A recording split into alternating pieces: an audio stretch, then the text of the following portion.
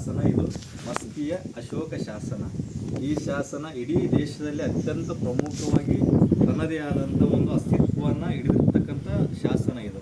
ಯಾಕೆ ಈ ಶಾಸನಕ್ಕೆ ಇಷ್ಟು ಮಹತ್ವ ಅಂದರೆ, ನೀವೆಲ್ಲ ವಿದ್ಯಾರ್ಥಿಗಳು ತಿಳ್ಕೊಬೇಕಾಗಿರ್ತಕ್ಕಂಥ ಮೊದಲೇ ವಿಷಯ ಏನಂದರೆ ಈ ಶಾಸನದ ಮಹತ್ವ. ಇದಕ್ಕೆ ಯಾಕೆ ಇಷ್ಟು ಮಹತ್ವ ಬಂತು, ಈ ಮಸ್ಕಿ ಅಶೋಕನ ಶಾಸನಕ್ಕೆ ಯಾಕೆ ಇಷ್ಟು ಮಹತ್ವ ಬಂತಂತಂದರೆ, ಇಡೀ ದೇಶದಲ್ಲಿ ಮಗಧ ಸಾಮ್ರಾಜ್ಯ ಇರುತ್ತೆ. ಮಗಧ ಸಾಮ್ರಾಜ್ಯ, ಮೌರ್ಯ ಸಾಮ್ರಾಜ್ಯನ ನೀವೆಲ್ಲ ಕೇಳಿರ್ತೀರಿ. ನಿಮ್ಗದು ನಿಮ್ಮ ಜೀವನದಲ್ಲಿ ಪ್ರೈಮರಿಯಿಂದ ನೀವೇನು ಡಿಗ್ರಿ ಮಾಡೋವರೆಗೂ ಮಗಧ ಸಾಮ್ರಾಜ್ಯದೆಲ್ಲ ಪರಿಚಯ ಇರ್ತಾವೆ ನಿಮಗೆ. ಆ ಮಗಧ ಸಾಮ್ರಾಜ್ಯದ ಪ್ರಮುಖ ಅರಸ ಅಶೋಕ ಇಡೀ ಜಗತ್ತನ್ನು ಅಖಂಡವಾಗಿ ಆಳ್ತಾ ಇರ್ತಾನೆ. ಜಗತ್ತನ್ನೋದಕ್ಕೆ ಆಗಿನ ಅಖಂಡ ಭಾರತ ಇವತ್ತಿನ ಅರ್ಧದಷ್ಟು ಜಗತ್ತಂತ ತಿಳ್ಬೋದು. ಆ ಜಗತ್ತನ್ನು ಆಳ್ತಿರ್ಬೇಕಾದ್ರೆ, ಆ ಅಖಂಡ ಭಾರತನ ಆಳ್ತಿರ್ಬೇಕಾದ್ರೆ, ಆಮೇಲೆ ಕಳಿಂಗ ಯುದ್ಧ ಆಗುತ್ತೆ. ಯುದ್ಧ ಆದ ನಂತರ ತನ್ನೆಲ್ಲ ರಾಜ್ಯನ ತ್ಯಜಿಸಿ ತಾನು ಬೌದ್ಧ ಧರ್ಮ ಸ್ವೀಕಾರ ಮಾಡಿದ ನಂತರ ಆತನ ಬಗ್ಗೆ ಭಾಳಷ್ಟು ಚರ್ಚೆಗಳಾಗ್ತಾವ, ಆತನ ಬಗ್ಗೆ ಅಧ್ಯಯನಗಳಾಗ್ತಾವ, ಆತನ ಬಗ್ಗೆ ಸಂಶೋಧನೆಗಳಾಗ್ತಾವ. ಈ ದೇಶದಲ್ಲಿ ಅನೇಕ ಶಾಸನಗಳು ಸಿಗ್ತಾವ. ಆ ಶಾಸನಗಳು ಸಿಕ್ಕಾಗ ಆ ಎಲ್ಲ ಶಾಸನಗಳಲ್ಲಿ ದೇವನಾಮ ಪ್ರಿಯ ಅಂತಲೇ ಇರ್ತಾವೆ. ಈ ದೇವನಾಮ ಪ್ರಿಯ ಅನ್ನೋದು ಯಾರು ಅಂತೇಳಿ ಭಾಳಷ್ಟು ಇತಿಹಾಸ ಸಂಶೋಧಕರಿಗೆ, ಶಾಸನ ಸಂಶೋಧಕರಿಗೆ, ಅಧ್ಯಯನಕಾರರಿಗೆ ಭಾಳಷ್ಟು ಯಕ್ಷ ಪ್ರಶ್ನೆ ಆಗಿರ್ತದೆ. ಅಂದಿನ ಸರ್ಕಾರಗಳಿಗೂ ಕೂಡ ಈ ದೇವನಾಮ ಪ್ರಿಯ ಅಂದರೆ ಯಾರು, ದೇವನಾಮ ಪ್ರಿಯ ಅಂತಕ್ಕಂಥ ವ್ಯಕ್ತಿ ಯಾರು ಅಥವಾ ಯಾರು ಅಂತೇಳಿ ಚರ್ಚೆ ನಡೆದಾಗ ಇಂದೊಮ್ಮೆ ನಮ್ಮ ನಿಜಾಮ್ ಸರ್ಕಾರದ ಅವಧಿಯಲ್ಲಿ ಒಬ್ಬ ಬ್ರಿಟಿಷ್ ಅಧಿಕಾರಿನ ನಿಯೋಜನೆ ಮಾಡ್ತಾರೆ ಈ ಭಾಗದ ಒಂದಿಷ್ಟು ಉತ್ಖನನ ಮಾಡೋದಕ್ಕೆ.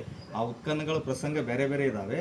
ಆ ಉತ್ಖನನ ಪ್ರಸಂಗಗಳು ಇಲ್ಲಿನ ನಿಕ್ಷೇಪಗಳ ಬಗ್ಗೆ, ಅಂದ್ರೆ ನಮ್ಮಲ್ಲಿ ಅಟ್ಟಿ ಚಿನ್ನದ ಗಣಿ ಇದೆ, ಆ ಚಿನ್ನದ ಗಣಿಯ ಪಕ್ಕದಲ್ಲಿರ್ತಕ್ಕಂಥ ಮಸ್ಕಿ ಇದೆ.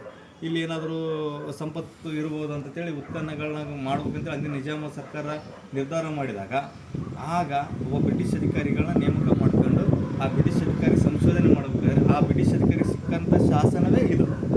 ಈ ಶಾಸನನ ಹುಡುಕಿ ಶಾಸನ ಅಧ್ಯಯನ ಮಾಡಿದಾಗ ಗೊತ್ತಾಗುತ್ತೆ ಈ ಶಾಸನದಲ್ಲಿ ದೇವನಾಮ ಪ್ರಿಯ ಜೊತೆಗೆ ದೇವನಾಮ ಪ್ರಿಯ ಅಶೋಕ ಅಂತಂತೇಳಿ ಇರುತ್ತೆ. ಈ ದೇವನಾಮ ಪ್ರಿಯ ಅಶೋಕ ಅಂತಂತೇಳಿದಾಗ ಇಡೀ ಜಗತ್ತಿಗೆ ಗೊತ್ತಾಗುತ್ತೆ ದೇವನಾಮ ಪ್ರಿಯ ಅಂತಕ್ಕಂಥ ಶಾಸನಗಳೆಲ್ಲ ಅಶೋಕನಿಗೆ ಸೇರಿದ್ವು. ದೇವನಾಮ ಪ್ರಿಯ ಅಂತಕ್ಕಂಥ ಶಾಸನಗಳ ಒಡೆಯ ಯಾರು, ಅಶೋಕ. ಅದು ಮೌರ್ಯ ಸಾಮ್ರಾಜ್ಯಕ್ಕೆ ಸೇರಿದ್ದು ಅಂತಂತೇಳಿ. ಹಾಗಾಗಿ ಈ ಶಾಸನ ಭಾಳಷ್ಟು ಮಹತ್ವವನ್ನು ಪಡೆದುಕೊಳ್ಳುತ್ತಾ. ಈ ಶಾಸನ ಉತ್ತುಂಗಕ್ಕೆ ಹೋಗುತ್ತೆ, ಉತ್ತುಂಗದ ಶಿಖರವನ್ನು ಇರುತ್ತೆ. ಇಡೀ ದೇಶಕ್ಕೆ ದೇವನಾಮ ಪ್ರಿಯ ಅಂದರೆ ಯಾರು, ದೇವನಾಮ ಪ್ರಿಯ ಅಂದರೆ ದೇವರಿಗೆ ಇಷ್ಟವಾಗಿರ್ತಕ್ಕಂಥ ವ್ಯಕ್ತಿ, ದೇವರಿಗೆ ಹತ್ರವಾಗಿರ್ತಕ್ಕಂಥ ವ್ಯಕ್ತಿ.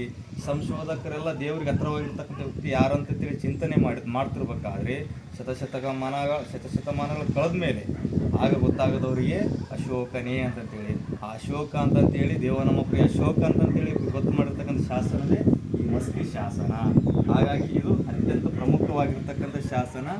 ನೀವು ಅಧ್ಯಯನ ಮಾಡಬೇಕಾದ್ರೆ ಈ ಒಂದು ಭಾಗದ ಇತಿಹಾಸದ ಬಗ್ಗೆ ಮತ್ತು ನಮ್ಮ ಇಲ್ಲಿ ಸ್ಥಳೀಯವಾಗಿರ್ತಕ್ಕಂಥ ಇತಿಹಾಸದ ಬಗ್ಗೆ ನೀವೆಲ್ಲ ತಿಳ್ಕೊಂಡ ಮೇಲೆ, ಅಧ್ಯಯನ ಮಾಡಿ ತಿಳ್ಕೊಂಡ ಮೇಲೆ ನೀವೆಲ್ಲಿ ಹೋಗಿ PhD ಮಾಡಬೇಕಾಗಿಲ್ಲ.